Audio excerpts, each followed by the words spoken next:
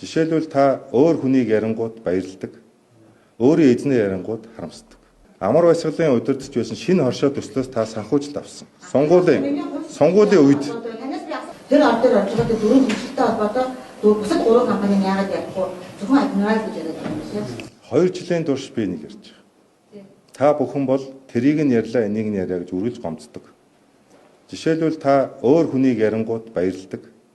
Өөрийн эзнээ ярингууд харамсдаг.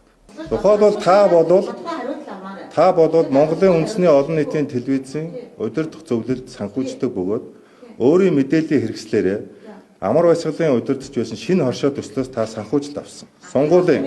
Сонгуулийн үед мөн тендергүүгээр.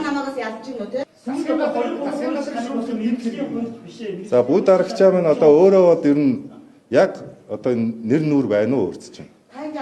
Жишээлбэл ба штэ. Манай бүгд би хэлж манай бүгд дарагчаа бол штэ. Та адмирал гэдэг энэ бортгийн хулгай амар баясгалын хийчлээ гэдэг та яг хэдэн онд нэвтрүүлэх гэсэн? 22 оны хэдэн сард? 10 сард. За 22 оны 10 сард буюу анх бүгд дарагчаа хэлсэн биш бас.